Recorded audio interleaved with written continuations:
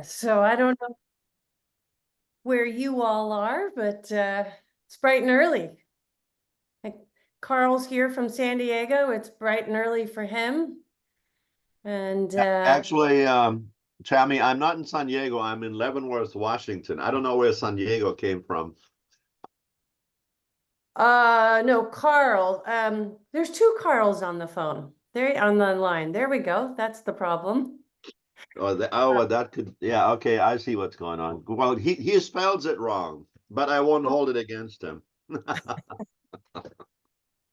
Well, Carl, how do you pronounce your last name? Ruder? Yeah, Luther. I'm from Germany originally, but I'm in Washington State. Oh, Washington State. Well, I would say in general, Washington State is most of the Rotary clubs up there are doing amazing work in terms of getting rid of single-use plastics, which is Yeah, fabulous. some of us have been working on it, and our district is one of the first eco action districts, so I'm pretty happy to announce that. Well, there's my cohort, Chris. I was just going to ask that. Chris is on the phone, and yeah, she's the leader in the zero waste. So Yes, she is. boy, there's a lot of people coming on here I have not seen before, which is actually exciting and a little nerve-wracking for me. Um, well, go ahead. It's just a Zoom meeting. You can do it, Tammy. Don't worry. I know. Let me just go ahead and get started because it is quite an action-packed meeting. You know, I try to send out things to people to invite them to come, and I never know what's going to happen. And this really became of when it rains, it pours. Everybody said yes, and I went, oh, okay, so let's just sneak it all in and see what we can accomplish and be fruitful.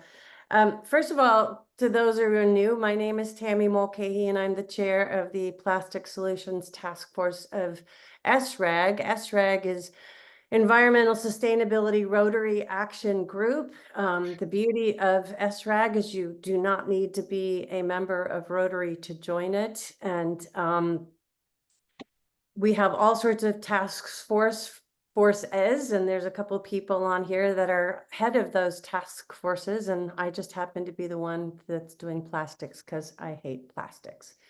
No, I don't hate plastics in general. I hate what is the new term for them is not so much single-use plastic, but switching over to calling them unnecessary plastics. And I like that change of vernacular.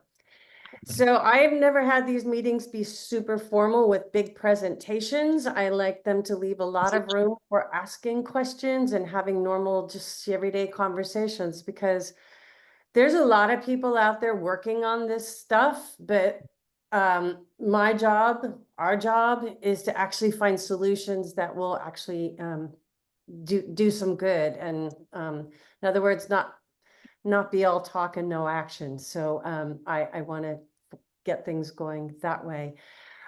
So yeah, so just really quickly before we start, there's some new people on the phone. Just if you could just briefly introduce yourself so we can welcome. And if you could mute yourselves in the meantime, that would be great. So again, I'm Tammy. I live in Northern California, and if people could go around real quick and just say where you are from. So Carl, you're next on my screen. Why don't you repeat what you said just a moment ago? Okay, I'm just making sure you had the right Carl. But I'm Carl Luther from Leavenworth, Washington State, past district governor for our district. And during my year as district governor, I challenged the clubs to build pollinator gardens. And I'm part of the pollinator task force. Great. Thank you. Neeraj? Hi, I'm Neeraj Bhatnagar from Delhi, and I've been a SRAG member for the last 3 years. And I've been involved in instigating and conceptualizing new projects for our clients. And last year I got the Best Volunteer Award from SRAG, and I was part of the Melbourne Convention and the Singapore Convention this year. And I design projects for people. Give me an idea and I convert it to a project for you. So I have about 40 years of experience in project consulting line. So if you have an idea, I can help you convert it to a project. That's what is my specialty. Well, I have a big project for you. Why don't you find a way to get rid of unnecessary projects? I mean, plastics. Just give me an idea. Just have to give me an idea. Okay, so moving along, and thank you. You'll be back in a little bit. Howard. Howard has been a lovely new addition in helping me. I should call you Dr. Howard. I'm sorry, but Howard Homler. So you're muted though.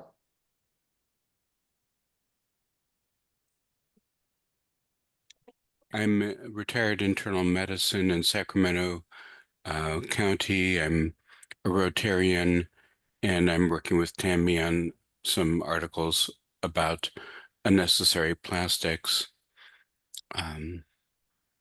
like that. Yes, so he has written and helped write the last 2 newsletters that have gone out, and it's great to have a physician on board that can really look at the medical aspects of plastics, because I think that's going to be such a critical aspect of how we go forward. Miss Ariel, we had a long conversation this past week. It was really inspiring. I live in Cincinnati, Ohio, and I'm working on my final issue as editor of the ESRAG newsletter and transitioning into writing more just feature articles. And I'm really glad to see you all. Thank you. Greg, is it Greg or Greg McPhee? Yes, actually, it's Greg. That's a common mistake, though. If it's the I goes before the E, it's Greg. But that's what it is, and I'm stuck with it. So, yeah, my name is Greg McPhee, and I'm chair of the environmental committee with the Kelowna Sunrise Rotary Club in Kelowna, British Columbia. We're also, Carl mentioned the Pollinator Garden Project, and we're very active in that same project, the district project, and we're looking for ways to get involved in removing unnecessary plastics. We started it in a small way, but I guess we're just kind of searching around and looking for something that we can be a part of that'll be constructive. Thank you. Great, great. Wow, Deepak. I'm not going to even try to pronounce your last name. I'm sorry. That's Raj Bhandari. Anyway, good evening to everybody. I'm from Kathmandu, Nepal, Rotary Club of Himalayan Golfers. We have a bunch of golfers. We have opened a club of Rotarians. Right now, I'm the chair of the Environment Committee of our District 3292. And we're working on, currently, one of the big projects is to have 4,000 tree plantations sometime in the next 2 weeks. But we have got other many projects. And plastics is definitely one area we are looking into also. So I look forward to today's program. Thank you. Well, thank you for joining from Nepal. Namaste. I was there 40 years ago. It was the most amazing trip of my life. So that's lovely to have you here. Wait, there's 2 Neerajas on here, so this must be. I think I gave them the link actually from my side. That's why they're blocked in actually. That's what.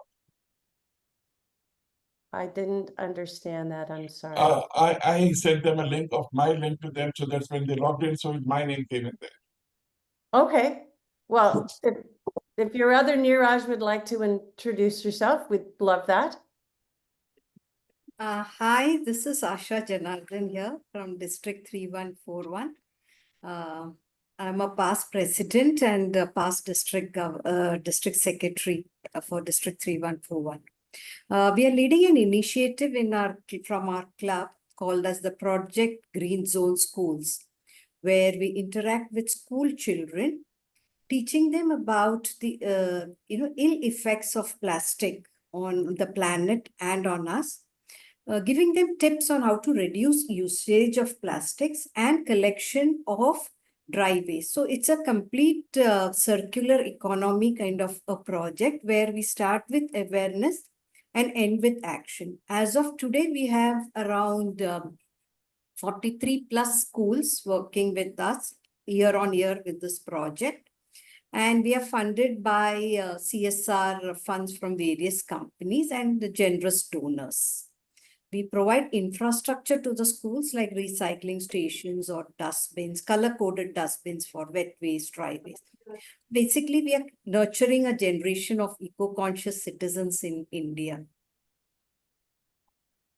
Yes, and you are on the list to speak a little bit more about that because I Yes. think that what you have done is fabulous, but the devil's in the details. So I'd like to know more about that. So, wow, let's keep moving along. We've got quite a few people here, but we'll come back. Carl, quick note from you. Yep, Carl The other Nettleton Carl? from Go Carl ahead. Nettleton. I'm trying to talk. Can you not hear me? Yes, you are. You're good. Okay. Carl Nettleton from San Diego. I'm the founder of Open Oceans Global. We're addressing ocean plastic from a geographic perspective, trying to find out where the beaches are trashed by plastic and find the common denominators of what's causing it. Yes, and I owe you a phone call. I've got things to go. We're getting there. He wants to make an interactive map where you can click on it and you can see the trashed beaches around the world. So we need to help him develop that list with crowdsourced photographs. Yeah, So delighted let's- to work with you and Esreg. Yeah, cool. Laura Faye. Hi, everybody. Delighted to be here. I'm already just overwhelmed with the amazing work folks are doing. I look forward to more. So I am part of the Los Altos Rotary in Northern California, along with Tammy, who's in that same Rotary Club. Main project that I'm very active in right now is a one for recycling low-density polyethylene, which is stretchable plastics, and trying to keep those out of our landfill, which we have about 18 years left in current landfill in our Bay Area. Part of that program is educating school children. We're engaged. We started a pilot this spring, engaged with 6 different schools and a number of our vendors in our town.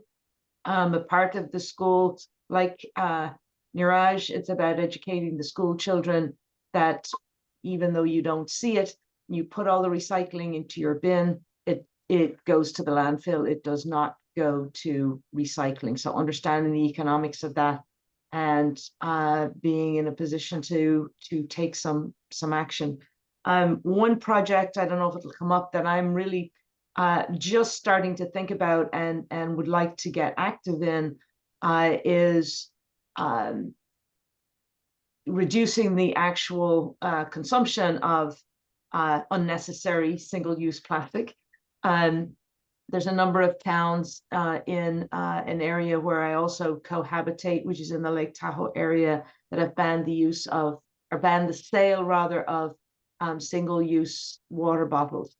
And once that propagates to a level of volume, the state would actually take that up as an initiative. So that's something that's on my radar, and I look forward to perhaps making a dent on that down the line.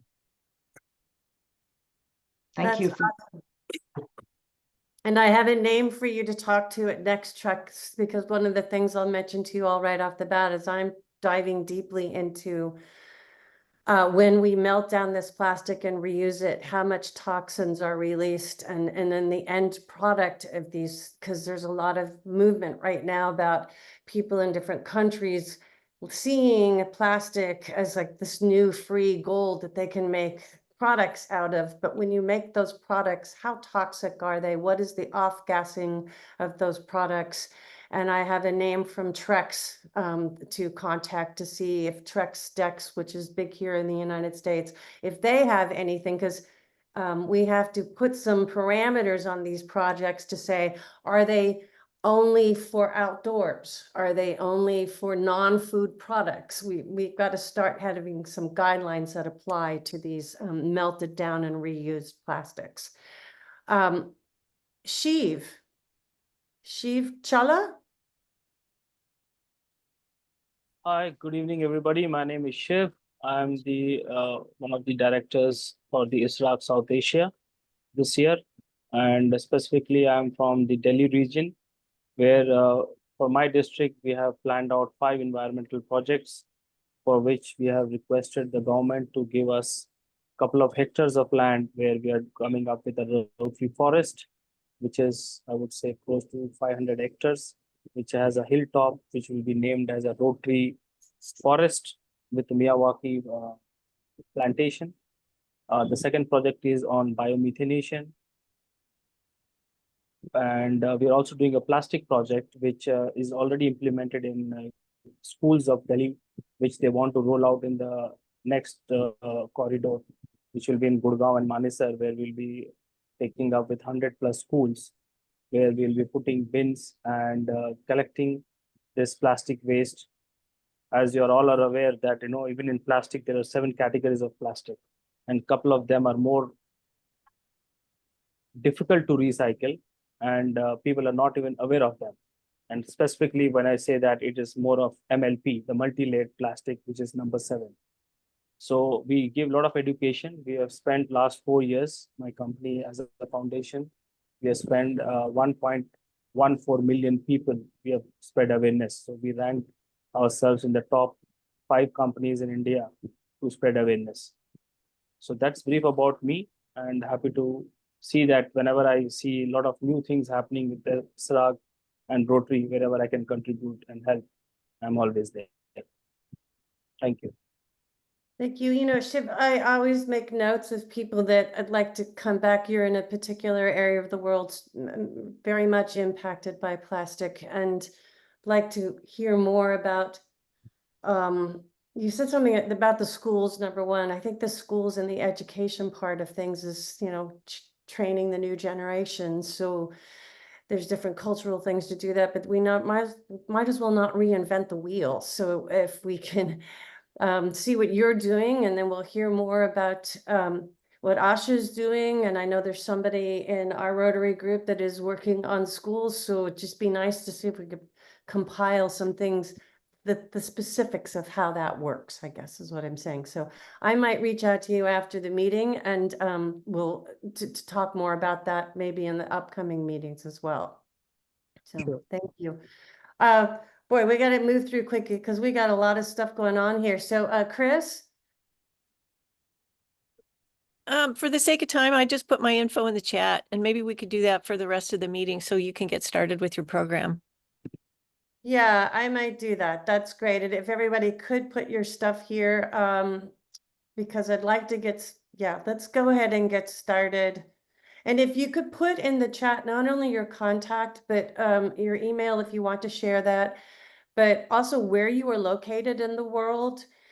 Maybe just 2 words about what you're focused on in project. And also I'm truly working on a WhatsApp group that we can have just plastics things, so we could talk about plastics. So I'll put my email in there at some point. You can contact me with your WhatsApp contact if you want to be in that WhatsApp group. So why don't we just jump in, and I'm going to give Niraj, let's see, is is our main speaker on here? I don't see her. Let's just go ahead, start. Niraj, why don't you go ahead and start, and yeah. You want me to start first? Please. Okay.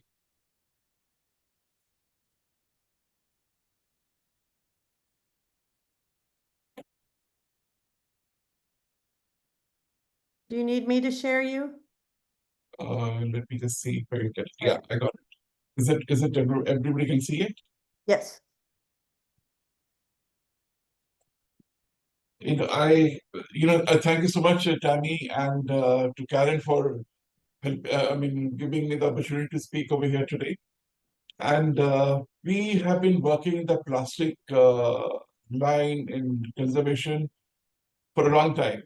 My opinion about the entire thing is that, you see, by the time we start developing biodegradable plastics in the world, it's going to take us a lot of time and money.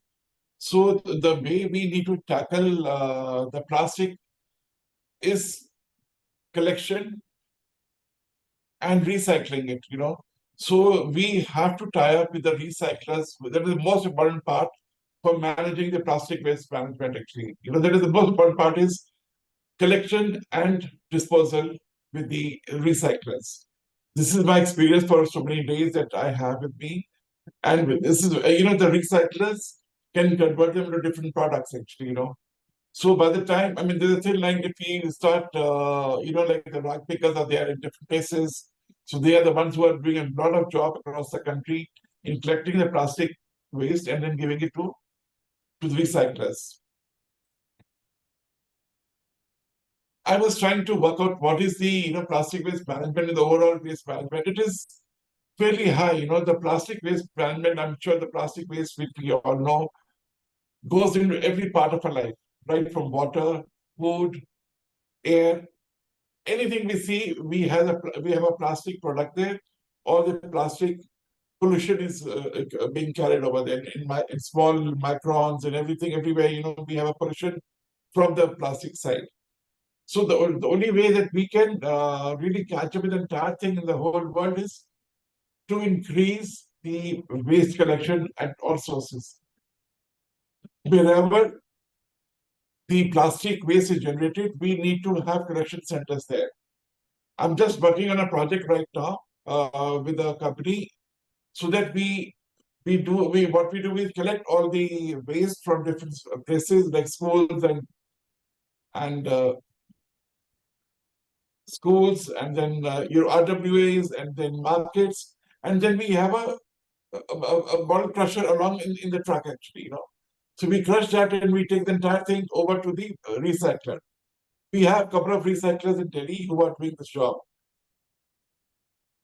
So I have prepared this slides over here, which I'll be happy to share it with everybody. And this is what the statistics say, which is not very, very exciting for all of us, actually. But you see, since the world is so huge, you know, we have about almost 8 billion people. And, you know, the shifting over to the single-use plastic, like, or what you were saying, unusable plastics, is more possible in the urban areas than the rural areas. So the basic thing what Rotary has to do is we need to start collecting the plastic waste at different sources of regeneration. Why Rotary clubs should engage in plastic waste management projects? Rotary clubs have been at the forefront of community service by taking up plastic waste management. We can lead by example and inspire others to take action. And we really have to go forward in a very big way with a lot of advertisement, with a lot of public awareness. So what in our district, what we are doing is we have designed some bins which we're distributing everywhere, you know.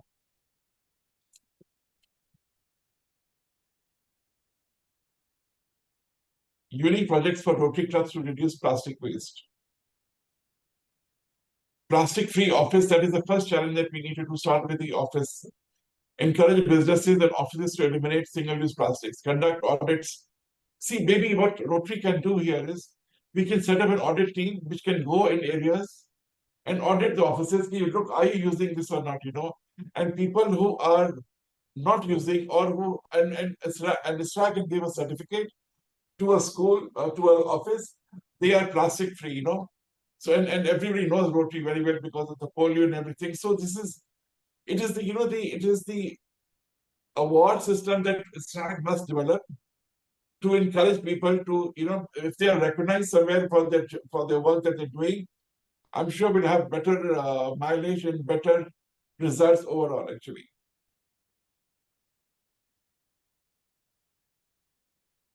Community refill stations. See what can be done. You know, we have this. The bottles are there. You know, so for example, all the shampoos and the all the creams. You know, we get them in 100 ml bottles, 500 ml bottles.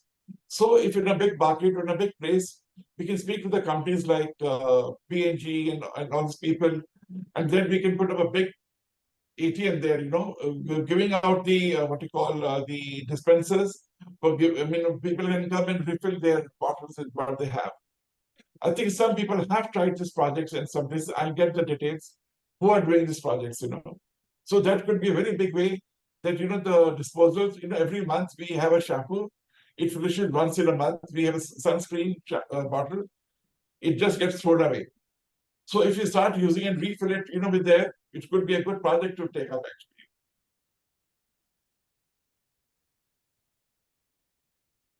Plastic way to art.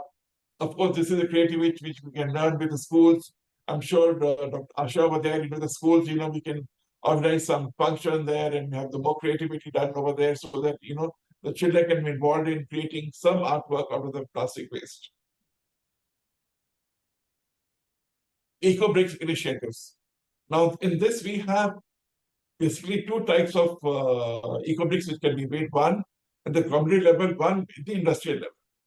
The community level, what we can do is we have those big 2-liter bottles of Coke and everything out. We need to do the filling up, with the shredded plastic packaging. We can put that and then fill it up, tighten it up, and use it as a brick. These things are being done at different places, but at the same time, there are a lot of places now which is becoming a very big initiative by the government of India also and other governments, who are taking the plastic bottles and other materials, shredding it up, mixing it with the fly ash or the dust from the casting units, mixing it together, make a study, and then do it in a mold, and then bake it up, and then use it as bricks, which are lighter, more impactful, and it's got much more strength than the normal bricks. I'll discuss that out. I've made a comparison of this.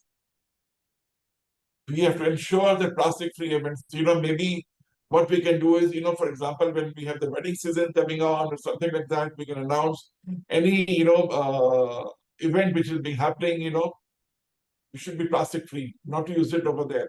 Or maybe if you can hire some bottle crushers, we can take there, because it is very difficult to, just remove things, ban things. We have to circumvent the situation so that people have a mindset change. That is very, very important to have a mindset change instead of banning things, which will never have the results coming. Other practices to reduce plastic use at home and offices. Reusable kitchen supplies. Sustainable shopping habits. Have a couple of bags at home, which you can carry always with yourself, of course, which people are doing. In fact, in our district, we have this year a challenge for 1 million bags, which we are trying to distribute during this year. 1 million bags made of cloth.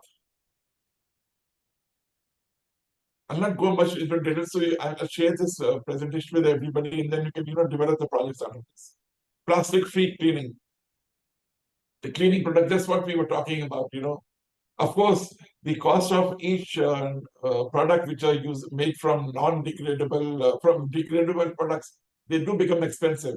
But well, we have to pay a price for that, Office sustainability programs, that is very, very important. So if you make flyers and give it to offices and everywhere else, I think that should be a good way to do it. In fact, I didn't tell you earlier, I have been practicing for the last 4 years, stickers for water, save water. And I was invited to the UN last year to attend the water conference over there. So they recognized my work. For 4 years, we've been distributing stickers, which you put up on the showers and on the wash basin, so that you can consume less water whenever you are, because when you're shaving or having bath, you reduce it by 2 minutes or shut off the tap immediately as soon as you brush your teeth. You save a lot of water. So I've discussed this in the different manufacturing processes, this is the easier one, which we can do at the community level.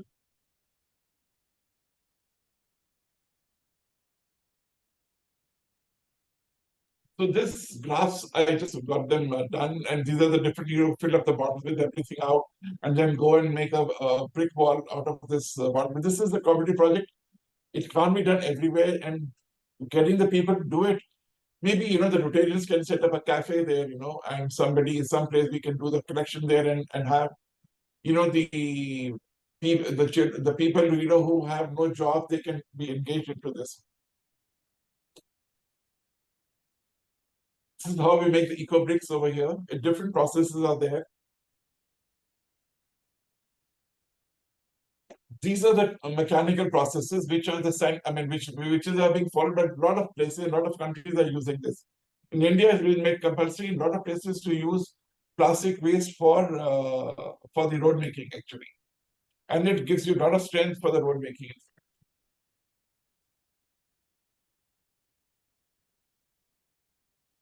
And one more thing which is happening in the world is they're using 3D printing. In 3D printing, they are able to use recycled plastic products. If you have the granules ready with you, you can make a 3D product out of the plastic waste. And one of the biggest things that what can be done, fly ash, especially in a country like India, South Africa, Indonesia, Malaysia, where the main power generation is from coal. So wherever you have coal, you have the fly ash generation. So when you have the fly ash generation, you can mix it with the plastic waste and make bricks out of that. It's a very good project, and people are doing it everywhere. This is a comparison of different processes that are there in the eco-brick manufacturing.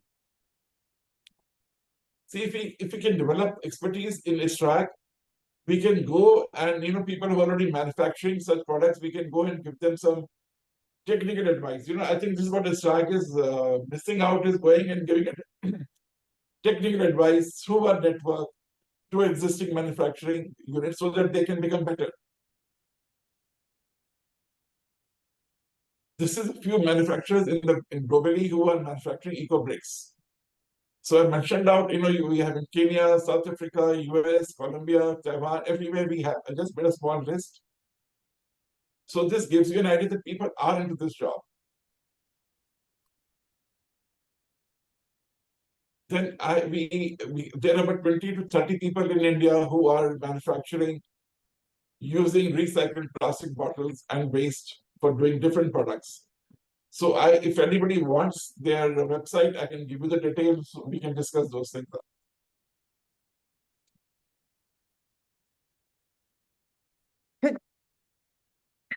Could you put that in the where we can research this on in the chat? Because this is an area that, I mean, we need to move on to the next speaker, but this is an area that's very important because everyone's looking at ways to use plastic waste in architectural applications. And I certainly, eco-bricks has been something I'm interested in. I want to know, like, what is their load-bearing qualities? And you said they're better than cement, which would be great, but I just, there's more details that I would like to know about. And maybe it's possible that we need to have a little team of us that wants to talk about strictly architectural kinds of applications to all this different plastic that's being used.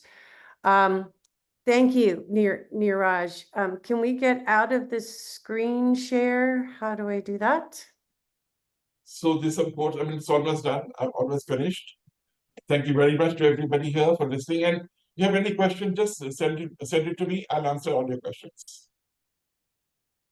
Thank you, Neeraj. Thank you so much, please.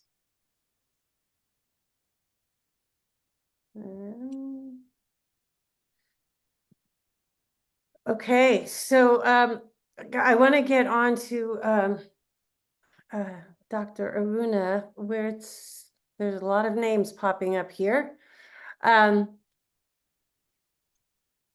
Asha, can you just, yes, I see you there. Thank you for coming. I'm so excited that I'm talking to Dr. Aruna. But Asha, where did you go? Can you just, are you working with Neeraj as well? Hi. Yes. Go ahead.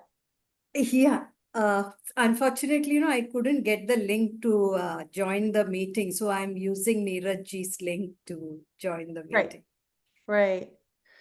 But I would like to know, and again, I think it's maybe today is just gathering a whole lot of ideas for future conversations. Architectural stuff is one, but the schools, I'd really like to know more about how you got into the schools, what kind of materials you hand out. Do you give the teachers tool sets? I love the idea that Neeraj was talking about kids collecting the plastic waste and making artwork out of it. It make them so much aware of like the stuff that is out there. So just in the sake of time, it might be good to move that conversation and have that as a part of its own entity. I know last time, for a couple times, there's been a woman on the East Coast who took all the plastic bottles out of hotel rooms and made a gigantic public display artwork that is in the Boston, highlighted in a big Boston park. So these are things that gets people aware. If you go to Monterey Bay Aquarium, there's a big plastic piece of artwork. So I love that idea. So if you don't mind, I'd love to move that conversation to another meeting, because I definitely want to get Dr. Aruna Varsani on here. So if that's okay with you, we'll move on to her. I don't even know how to present this woman because she came on our first meeting and she went on and on and on about the things that she's doing. And I did, I thought that's great. And then I looked her up on LinkedIn and I went, holy mackerel, this woman is a mover shaker. So Dr. Aruna, maybe you can come in and just talk about the different things that you are doing. And I'm particularly interested back to, a lot of people talk about these recycling places, but recycling is a very mixed bag. How does it work for you? So cover some of the things you're doing, please.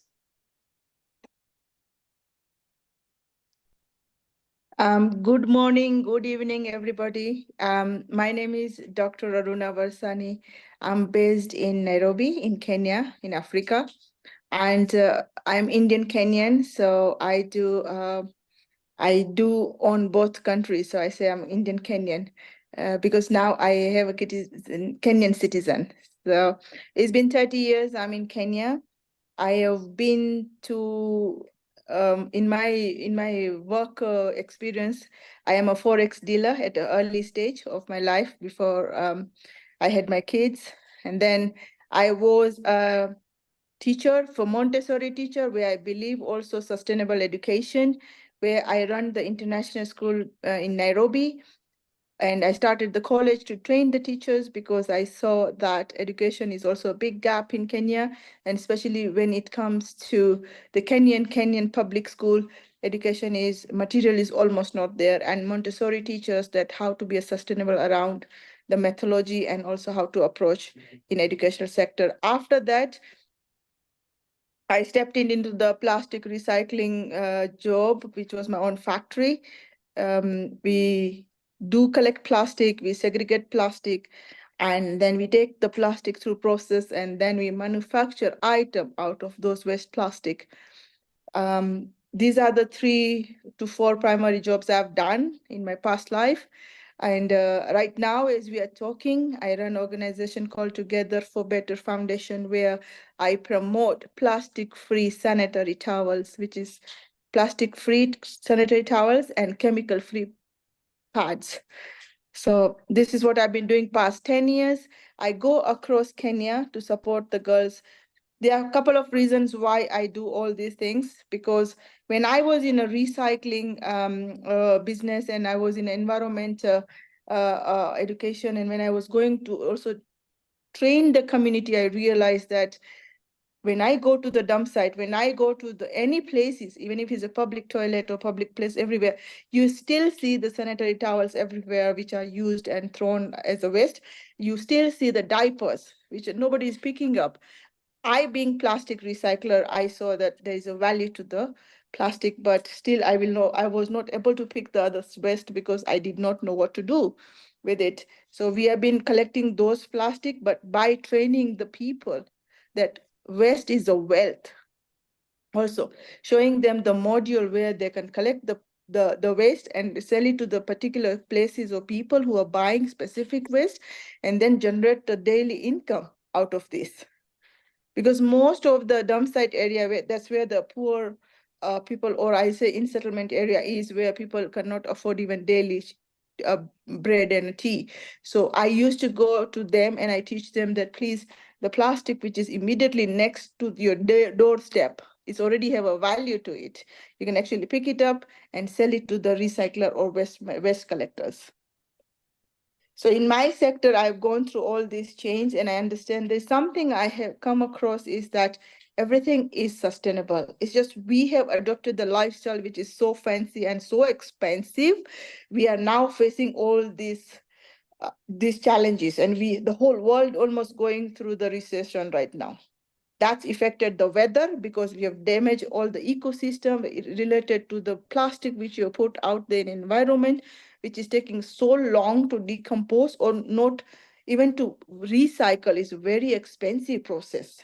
It's more process than what it was. So if you hear from me, and being in a recycler in a corporate level, I'll say that we need to put the EPR in a place. Especially some countries do have a EPR. Where the production should be also controlled, or maybe they should have a levy which allows them to also recycle to gain something out of that manufacturing at the virgin plastic, right? So being in that sector, my push has always been that we need to look into the EPR first. We need to be responsible as a production level. You can't just say that recyclers are only people who are holding the responsibility.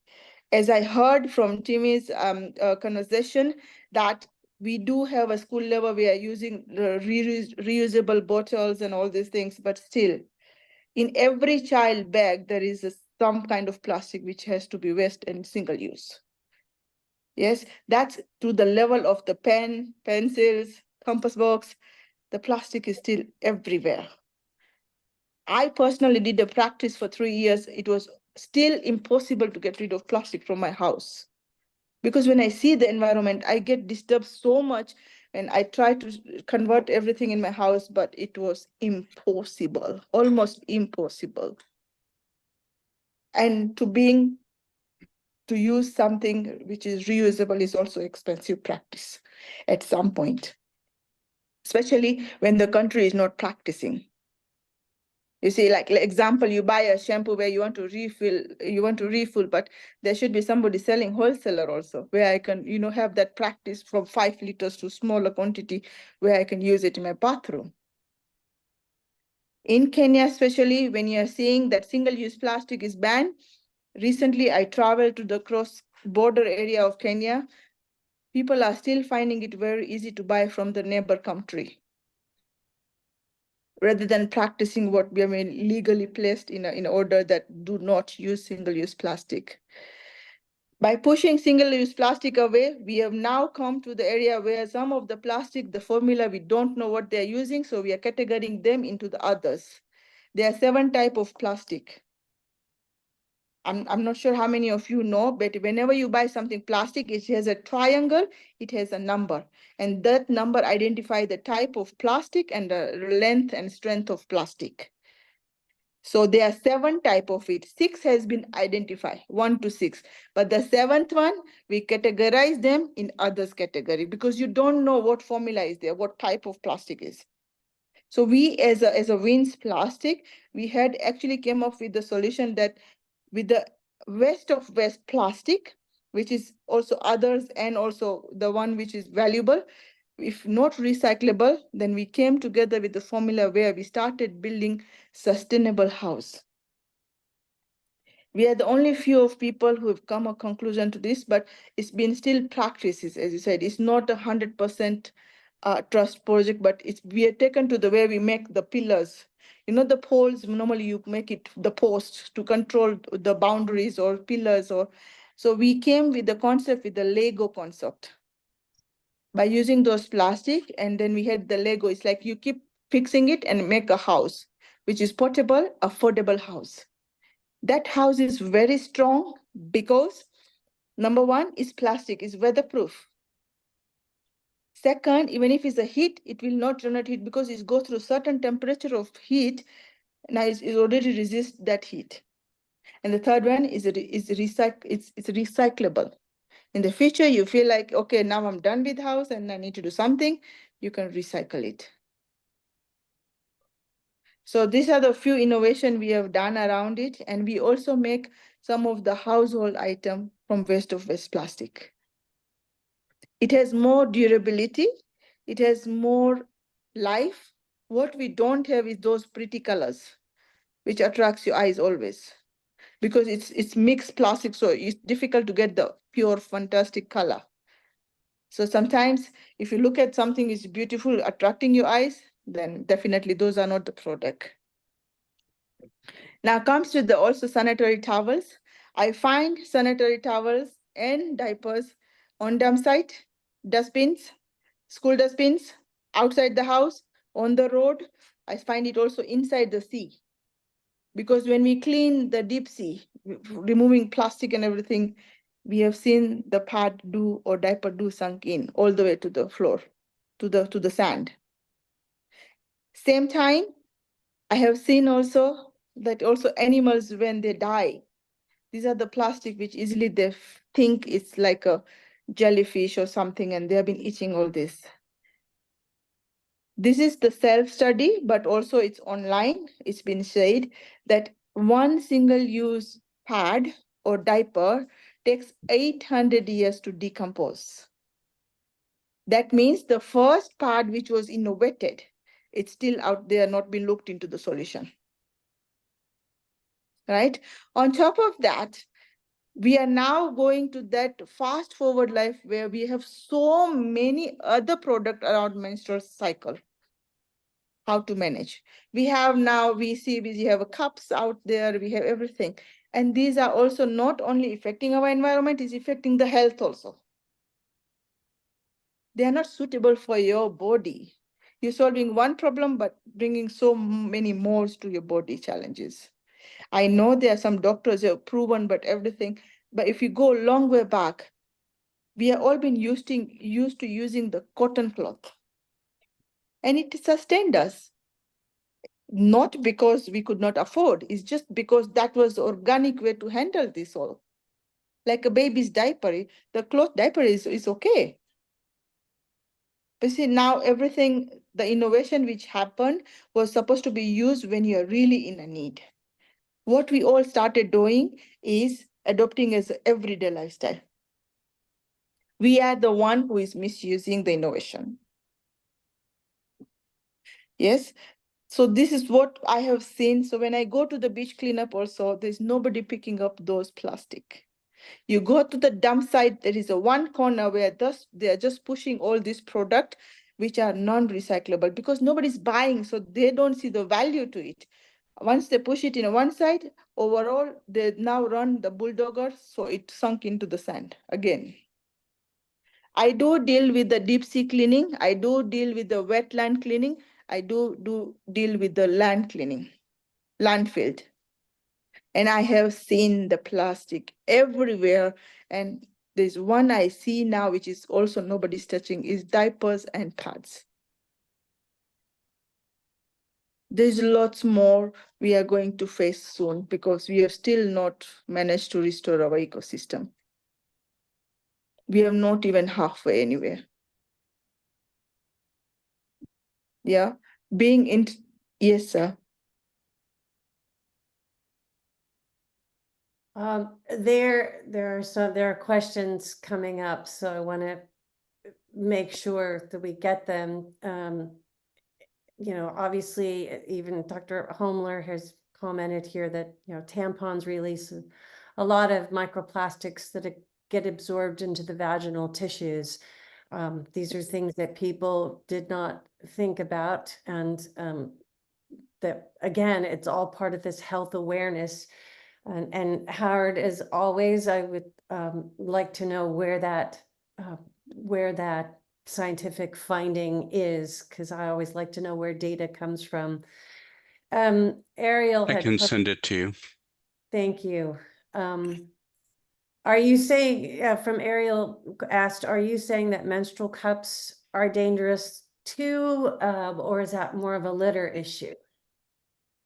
In my experience of 10 years, especially worked with the tribal area where they practices different type of material to manage their menstrual cycle. And also I will say yes, it's dangerous. Number one, you need to learn how to use it. Number two, that when you get in the shops, their qualities are different. When you comes to the supporting in handouts or donations, the quality is different. So yes, there are some are good ones, but not all are good also. Some are also very difficult to even be practical to use those cups. And especially when the girl has gone through the FGM, which is circumcised, they are almost impossible to use those cups. Plus underage girl, the one which is still not a mom, she will get also scared to use this. It's not practical for everyone and not even educational available for everyone. Teaching one side and one time does not help. You have to practice at least a couple of times and then you see the confidence in a person. So it's dangerous, yes, because it's also after 10 years, who is recycling? Who are they? We don't see those silicons yet. Anybody's touching it yet. So yes, it's dangerous for the people who are first-time users. It's dangerous for the environment. It's also dangerous when you see the different type of cups. It was innovated with the silicone one type. Now there are so many varieties again in market. Tampon is also dangerous. Again, same thing, sorry, because they don't know how to use it. Plus, if you misuse it, then it can give you irritation and rash, and it's also can be very rough in the area. Plus, tampons are not available everywhere also. But if you look at cotton cloths, is available everywhere, to the richest, to the poorest. Everybody can afford cotton material to make their own sanitary towels to manage very organically their period. It does make me think to go back, and this is a whole other subject area, but looking at women's health and the plastic versus the cardboard insertions and exactly what are the tampons made of, what is the material in them. So yes, that I'm going to hand that one all over to Dr. Homler because he's our resident researcher, but I would like to definitely see the input on that. I'm very curious about, well, two things. The Lego formation of these bricks, and I have seen them. They look so fun. They look so easy. Do you worry, and I ask this of everyone that is melting plastic, so it's not just you. What is the off-gassing of these plastic when these plastics are being in homes that are in hot environments like Kenya or Uganda? What is that off-gassing? Have you had any research on that? And then also, what is the fire risk in these plastic? Because you know, plastic is oil. What are the fire risks? Have you come up with any studies on that or any problems with that?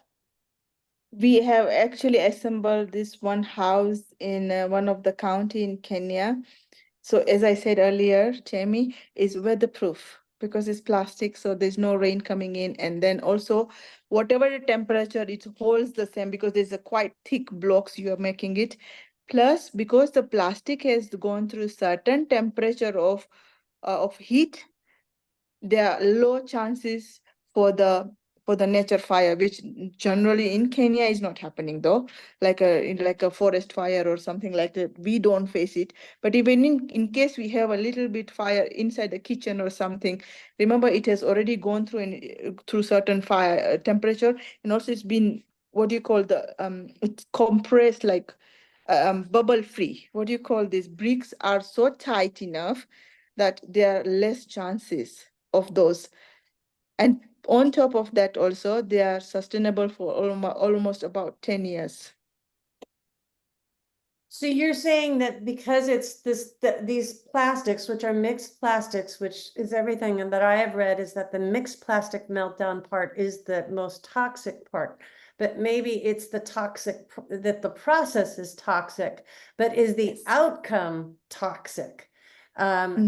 So you're saying that because it's gone through these processes, it's not toxic or less toxic? When you're taking it through any plastics, I mean, now the all processes are toxic. Even a person who is dealing with the recycling machines, those, you have to wear your mask, you have to wear your hat, you have to wear also earplug. But trust me, it's so toxic. Also, breathing wise, is so toxic with the also temperature wise. The process is difficult one with the all the challenges, but the outcome is amazing. So yes, they are very toxic, especially when you go to any recycling center. Sometimes you will not like to also smell there.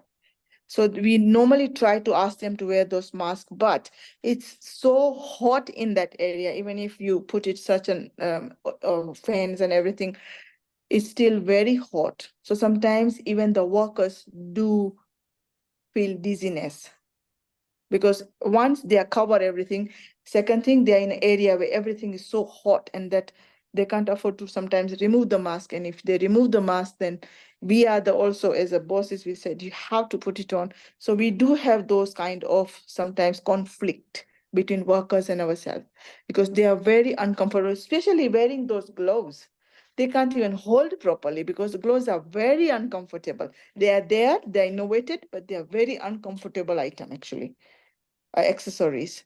We try to make them wear it, but they find it the different ways always. So yes, it's toxic when we are taking them through the process. That process including collecting, segregating, and taking through the process of manufacturing. But after all this process, then outcome is very good. It's not that toxic. No. That's refreshing to hear. And before I get to Shiv's question, I just want to comment that on a call the other day about mixed plastics, and that somebody else is doing mixed plastics, and I was melting them into household kind of products that they're looking to get into IKEA to reproduce, which is a big store out of Sweden. And in order to do that, they have to meet EU standards. Yes. Of Yes. offsetting. And see, that makes me Yes. feel better when that gets passed through like those EU standards. Yes, but Tammy, also EU has to some modify their standards, because if we are looking for the solution, we have to come at some level as a mutual ground also. Because remember, the first virgin plastic is not the same as the recyclable one. You see, it's going to, as I said earlier, that EPR needs to be also look into it, regulated very, very often. Because right now, even if you look at it, if you look at the Coca-Cola company, we are saying go green, do this, but we still, nothing has changed much in a bottle. It's just gone from color bottle to clear bottle. It's still a plastic. We are going green, how? In one bottle, let me just give you an example. Let's say you have a soda bottle here, okay? You normally see this is a clear bottle. You can see inside there is Fanta, there is Coke or what. Then you have a top here, right? To open it and take it. That's darker color. Then you have a label where it's put the branding. I, as a recycler, when I get this bottle, I have to separate top differently. And then I have to separate the bottle itself differently. Then I have to remove the label differently. Again, the label, if it's stuck with the glue, you have to take it through the different process with the hot washing or cold washing. One bottle has to go 3 different type of plastic. So see how expensive is that? Even before it reaches to my machine to crush it, I have to go through that whole process. And that labor is expensive already. That soda is very expensive for me to drink. So whoever is consuming this needs to be very smart enough that, am I really helping my environment? Are we really talking to these companies that please go green means you have to use a glass bottle where we can at least reuse. The single-use bottle is always go to the dustbin and it goes to dump site and it comes us to separate all this. Especially in our country, we don't have a segregation at the source. So what we have to go through is the waste collectors will collect all the waste together from household, bring it to the dump site. Now we have someone at dump site to segregate, bring it to the factory. We go again another stage of segregation there, because you can't mix also all the plastic. There are type of plastic also. So all these practices are expensive. Yes, that's a really good point for people don't realize. It's like for their bottles, just even if you have all your bottles gathered, that process is expensive because they have to go here, you got to get the caps off, you get to get the rings off, and then you got to get the labels off. And yes, the manufacturer could make that end recycling process so much streamlined and less expensive, so that it actually is productive for waste management. And I say that in my presentations is right now we're churning out this plastic and putting the responsibility on the consumer and waste management to deal with it, whereas the companies need to streamline that process. Let me get over here to Shiv, who has a question. Shiv, you want to unmute? Yes, so I have 2 points to make. As you were mentioning about toxic, gases coming out. So I have worked 20 years in oil and gas. I was at the other side of the game when I left my job when I was working for Kuwait Petroleum Corporation, and I came back to India to set up Clean India projects. So specifically when we talk about the 7 plastics, PVC, polystyrene, and MLP, these are the most toxic producing plastics. Now coming back to the 4 plastic, which as Aruna mentioned. So again, there are 2 categories of recycling. One is mechanical recycling, one is chemical recycling.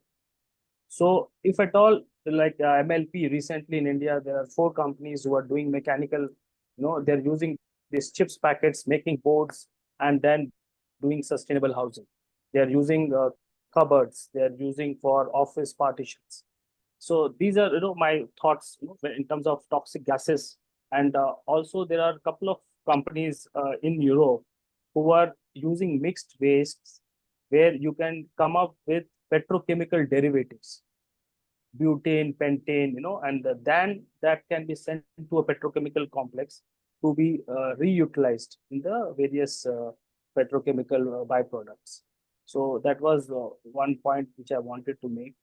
And then coming to, in terms of India, how we are doing in terms of number 1, PET recycling. India is doing excellent job, 97%, which is we are number 1 in the world in terms of PET recycling. And our quantities are huge.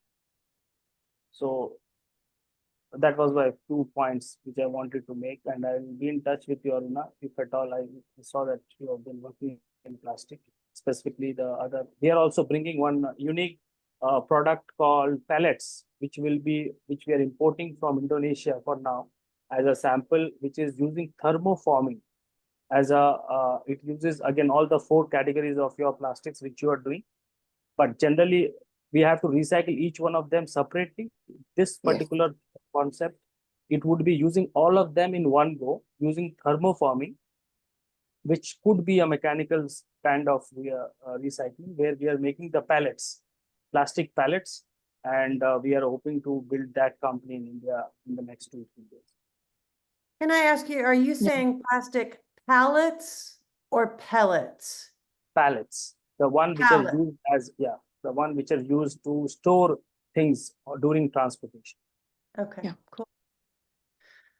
Well, I think some of this stuff can be done. I guess what always perplexes me is why, when some of these innovations exist, we don't have them here in the United States. It's I don't know if those are barriers that we don't have them here. That's just a question I have. Aruna, I'm also, we're at the top of the hour, actually a little past, but I please, anyone wants to stay, I just have a couple more questions. But Aruna, I'm trying to fathom, you're out there and you're collecting sanitary pads and diapers. Bless your heart. What do you do with them? I mean, you bring them back and they're gross, and then what happens? No, I didn't say I'm collecting it, but I've seen, Okay. I took you through the process. So I don't take them. So what I started doing is now introducing the cloth made sanitary towels, the cloth made diapers, also reintroducing the old system back. So that aggressively I'm marketing here in Kenya to avoid using those single-use pad, which are still a hazard out there for all of us. No, I don't collect them, but I'm really looking for someone who's doing this recycling for those items, because otherwise it takes 800 years to decompose. 800 years is too big. And if me and you looking into specific plastic right now, then sooner somebody will need to shift whole thing towards that side also. Because remember, these are the products which are sinking inside the land and sea and everywhere. And our next threat is the food security for the world. Your next what? For all of us, the next threat, right now we are going through the environment. The next threat we are going to face is a food security. All of us. Yeah. So I'm not collecting yet, but I'm really putting out word that start doing at least practicing something organic product, which only takes 2 to 3 months to decompose.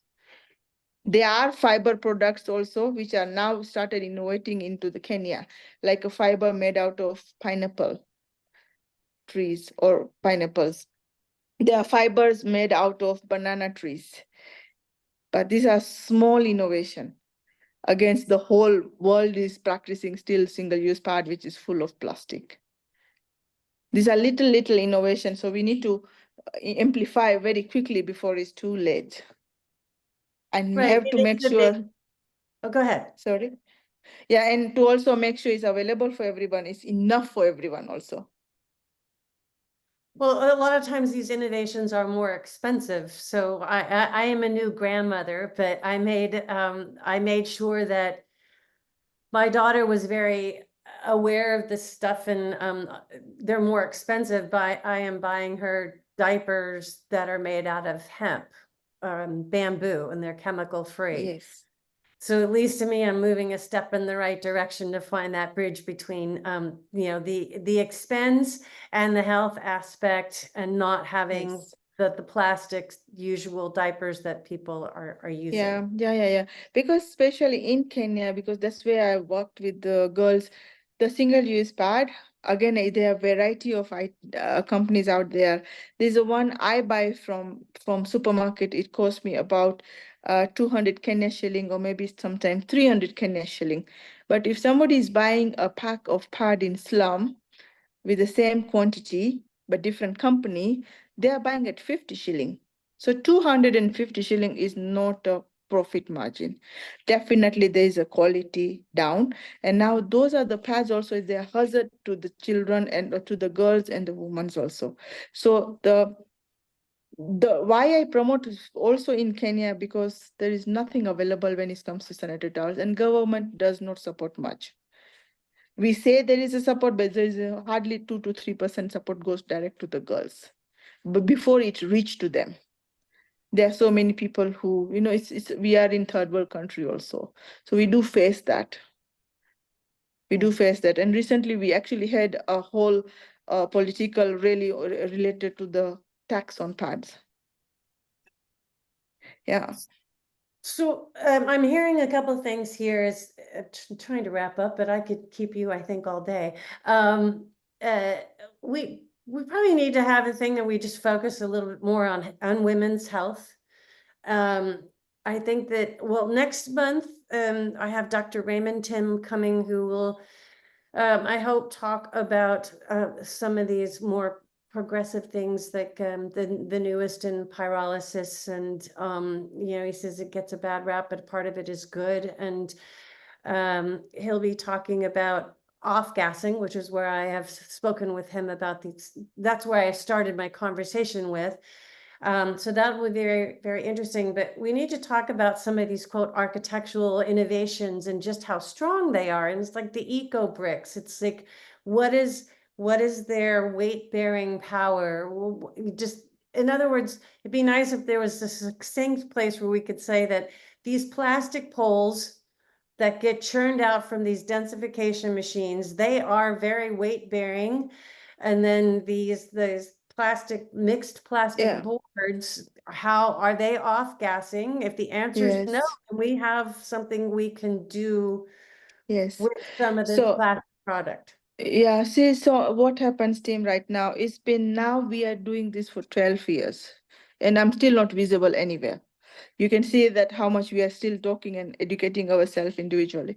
What happens is we have to, as a people also, we have to believe in a process and believe in a restoration, because this is what we are trying to do right now. If I want to go and buy that first-hand plastic because it's eye-catchy for my house, that means you are the one first who is not contributing towards, because you should have picked the bottle which has a story behind it. Aruna is recycled and now it has gone through the process. And now let's pick this one instead of picking the bottle which is first hand and making profit to the manufacturer, you know, who is still working blindly, maybe sometimes also towards, or maybe because it's a business making, profit making business. We don't care about what Aruna is doing here. You see, but as I said earlier, the EPR, the consumer needs to be also very smart and also produce the one which is using still virgin plastic needs to be either given a levy to the recycler, or they should be charged for it because they are the one who is producing it. Yeah, on top of that, government should give some subsidy. It's not there. In our country, we don't have it. There's no subsidy. So to recycle is very expensive. And it's, when I used to do, my company was fun. One is a recycling. Then I had to have a second setup for company, which is different company for manufacturing. I can't even have combination of under one name. So the whole process take like this. Let me just take you a little bit very quickly because I can see many leaving. So when I go and teach them how to segregate the plastic is one cost. Collect and bring it to me, the transport and logistic, another cost. Again, segregate in area, like as I said, segregate all the plastic from the bottles and everything. It's also another cost. So every of this stage, my money is getting stuck. Until the same plastic does not go through the separation and then also everything done with the washing, hot and cold washing, now turn them into the pellets, and now take it to the manufacturing item. Manufacturing also is going to take some days. So whole month, my money is stuck just in every stage. To bring everything into the rotation, you really have to have that much money. Otherwise, you can't afford. By the time I sell my product, remember even selling product is on credit base. So even that seller or wholesaler is also holding some money because they are not going to sell immediately, right? So you really have to have a good size of money or very serious investor into this business. Otherwise, we hold the responsibility to the people who are consumers and the people who are manufacturers. Yeah. Okay, I'm exhausted. How do we cure the world? I still probably have more questions, especially about the type of equipment. But this has been a very informative, and I know something that Dr. Tim said something to me that, you know, we talked about EPR and the regulations, and that's going to regulate all the products that are yet to be made. We're still dealing with the waste that is currently existing. And that's the bridge where we may not have the perfect zone of knowing, as you said, everything about these products, but we have to bridge that gap between preventing in the future and fixing what we've started. So tons of work to be done, but I hope to get you back and maybe we'll talk and put together some parameters about this stuff. Because my goal is always to make something that is reproducible, that I can go to somebody else, like Neeraj just talking about the eco bricks. Okay, well, give me the information. You know, let's have You know, Dr. Aruna give me the information and all these different informations from River Recycle who's doing these cleanups, so we cannot have to reinvent the situation all over the world. We could just say, here's the specs. Make what you need to, how much plastic do you need to clean up? Here, do it this way. And that's kind of what I'm trying to work toward. Can I add something here? Yes. See, if you look back, how did Rotary enact the whole show of polio eradication? The same system we have to adopt, the logistics providing logistics to the waste collection. That's very, very important. You see, you might have, the technology level is available. Like what Aruna is saying, she has problems over there. See, you can have technology coming in, you have grants available coming in from different places, but you might have the best of facilities, but if you don't have the waste coming in, you don't have the segregation done there, you will still be left out with everything out, The most important part, my experience is the waste collection. Yes. That has to be very mechanized, very automatic, very, very automated, and very quick. This is very, very important. Unless we don't collect the waste, we keep dumping there, it'll keep collecting on the ground, it'll get, what happens is, in most of the towns in India or anywhere else, you'll see dumps lying on the roads. Yes. Everywhere. And when the rain comes, it gets washed out into the drains. Yeah. So now this is where we need to tackle. So Rotary should be involved in, first thing is giving a lot of global grants for tippers and for collectors and for, the small vans. It just keeps moving on the road to collect all the plastic waste or any other waste and dump it at a particular place, you see. And, technology in the factory, the EPRs can be put up. That's not a big problem. It's not a big issue. I mean, I really want the whole project should go on the same pattern what we did in polio. Polio got eradicated because of the logistics, which each club provided to the government for going and taking the vaccine to the camp and to the children. Actually, that's where Rotary played a major role, giving the logistics everywhere and awareness level. I mean, we did spend so much money in awareness every time we had a camp. Yes, I agree with you also, because there was a time I was up country in a school where everything is minimum, education, awareness, everything. What I saw is one West speaker who used to have every Thursday, they call Soko Day. Soko Day means you come and sell your things to us. And he used to buy the metal. So children, when they walk from home to school, all the metals on the road, they come, pick it, bring it to that specific day. They collect it wherever they find it, inside the school, house, farm, whatever they have. And he used to buy all the type of waste children used to collect. The sweet wrappers, the book covers, which are plastic, bottles, you name it, and all the waste was there. But in the reward, what he was doing it, and it was very eye-catchy as being in educational sector, in the reward, he was giving compass box, ruler, a book.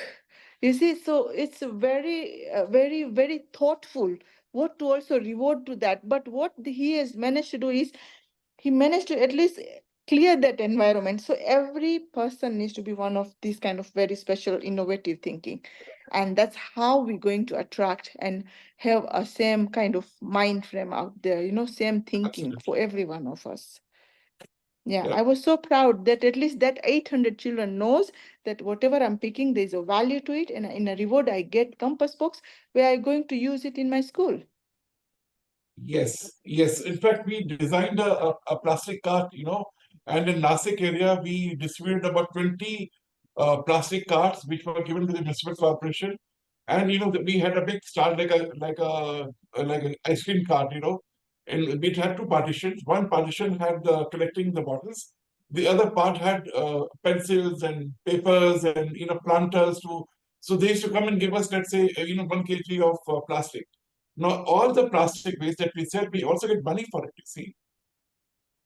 The buyer who buys the the waste of plastic, you get some money, you get about maybe $0.50 per kg of plastic waste that we sell to the collector, So this can be a good remunerative, it can be a revenue generation also, so that you can pay the salary of the guy, that is what can be done. Yes.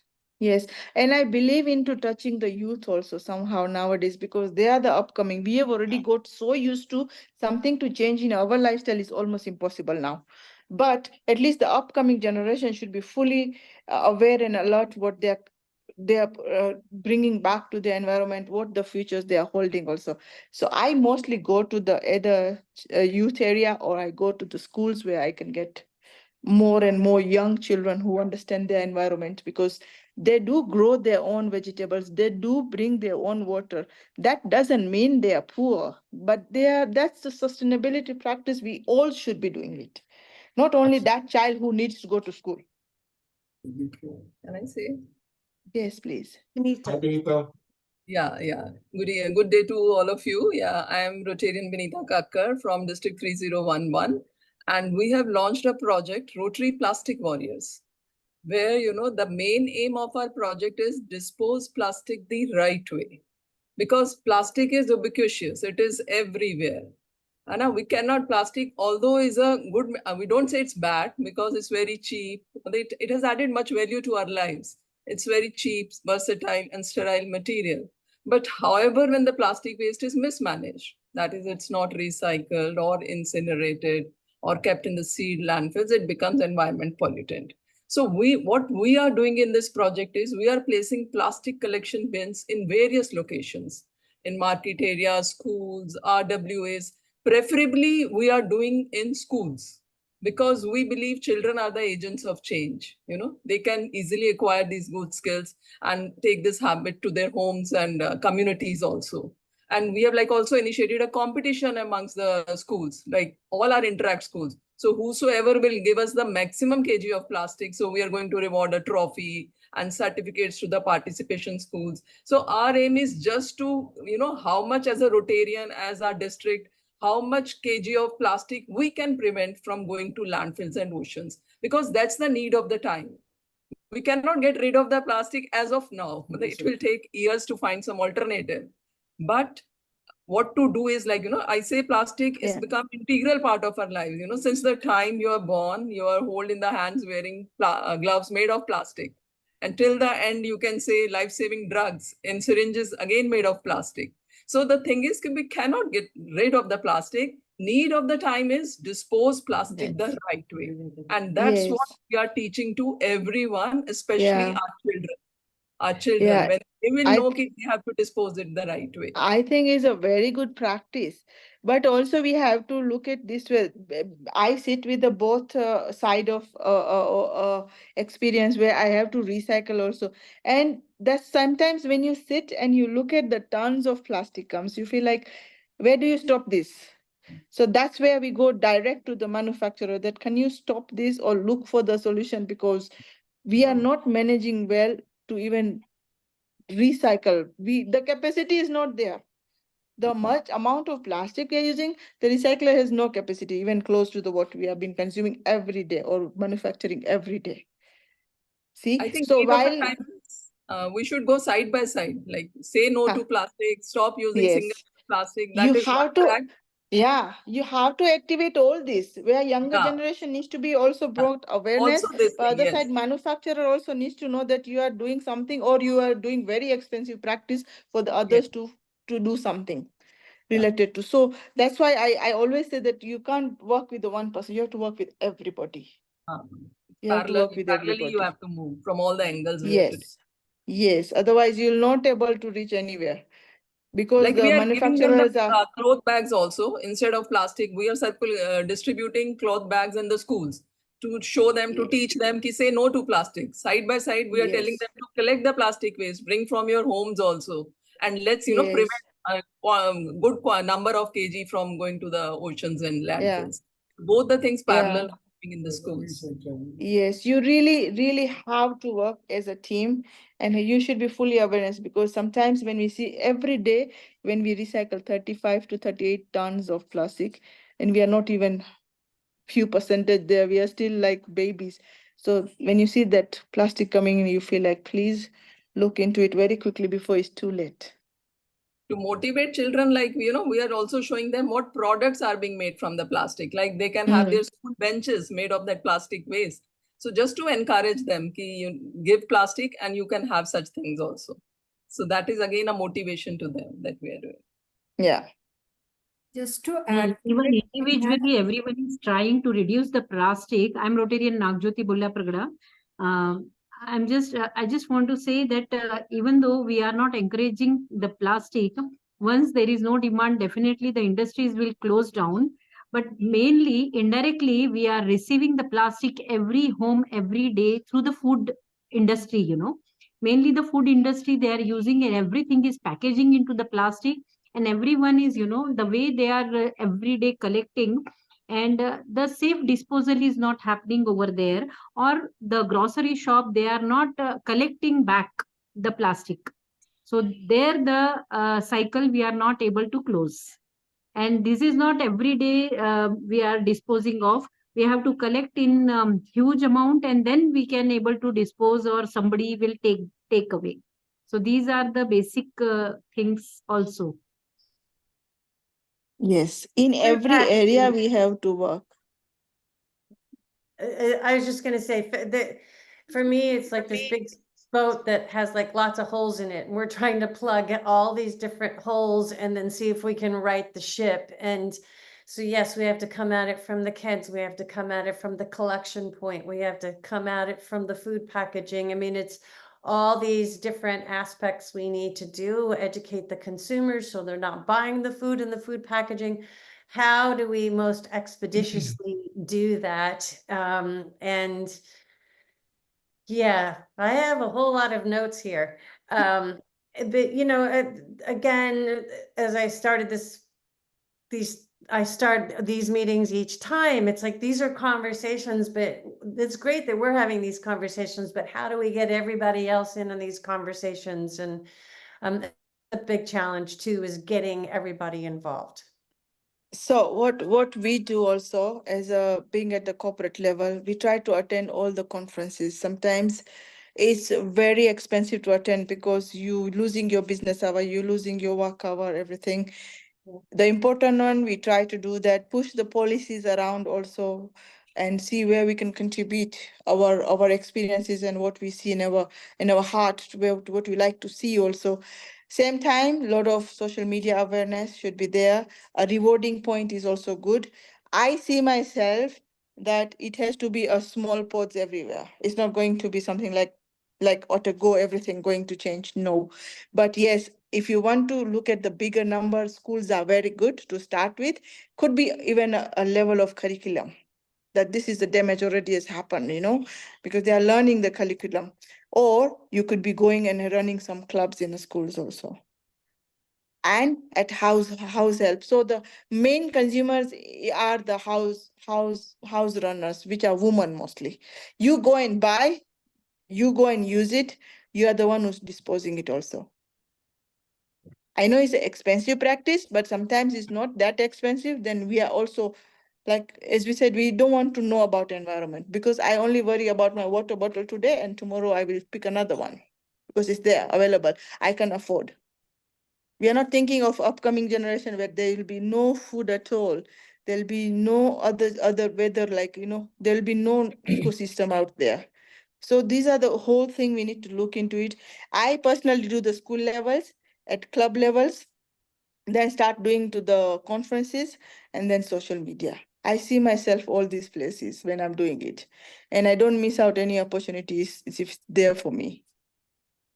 So those are the few things we should do. So if you are all connected with one way or another way, a small micro education is very important, and should be going very loud out there. Well, as much I think as we can, like we have done today, is share so that, I mean, I already know that I'm going to be recontacting Neeraj about EcoBricks, and I already know that I want to have a little bit more of a conversation with you, Aruna, about what machinery you are using with your plastics. You know, children's education, that somebody is working on that, I know, within our group. In other words, we got to get people just kind of coalescing, because I just want to, I'm not necessarily the propagator of ideas, but I'm very good at asking questions. And the annoying child who says, why?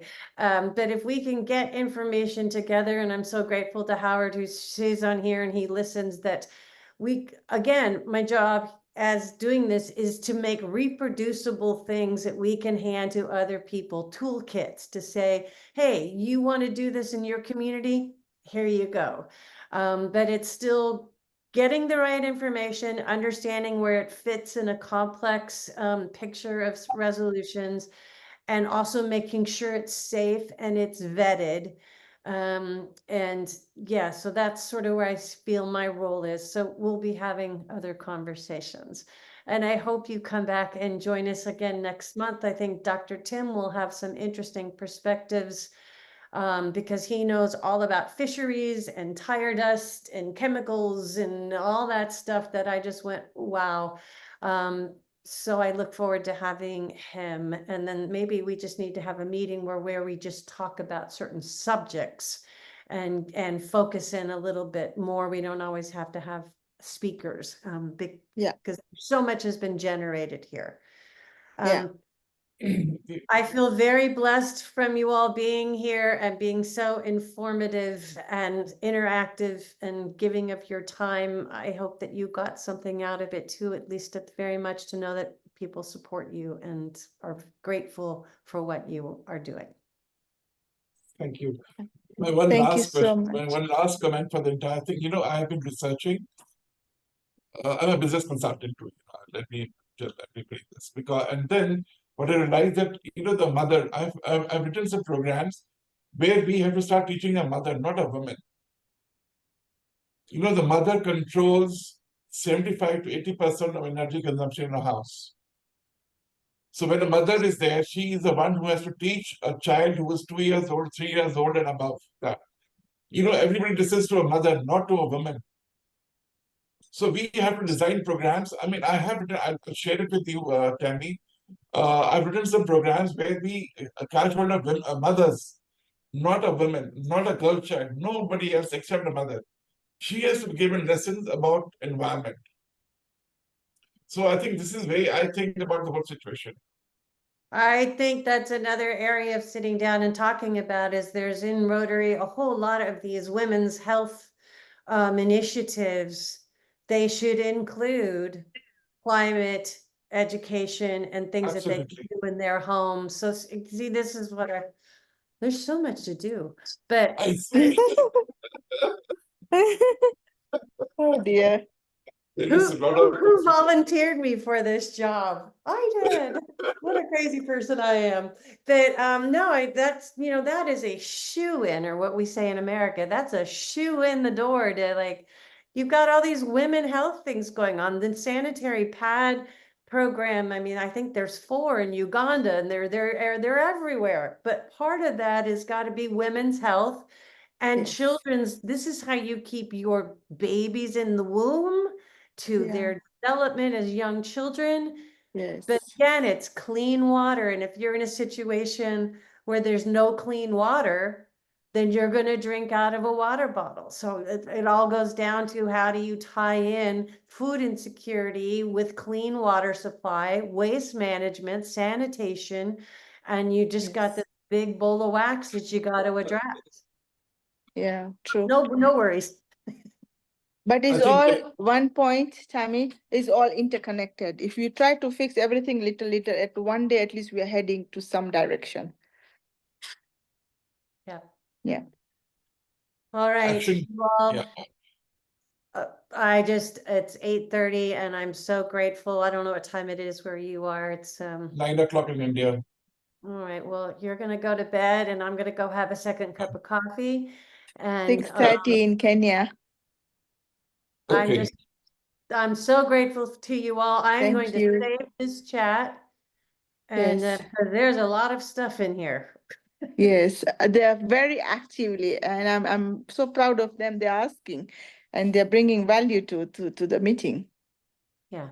Well, these people who come, they want to help and they want to learn and they want to know what they can do. And our Rotary Club here, our Climate Action Group, is just stellar. So yeah. Yeah. They're doing all sorts of stuff from schools in Nepal, Cote d'Ivoire, all different things that they've been working on. So anyway, Yeah. thank you all. And hopefully I will see you next month. And chances are that I will be back in touch with you. Thank you. Thank you so much. Thank you so You much, have a Tammy. good evening. Thank you so much for everything. Thank you. All righty. Thank you. Thank Bye-bye you. now. Bye. Bye.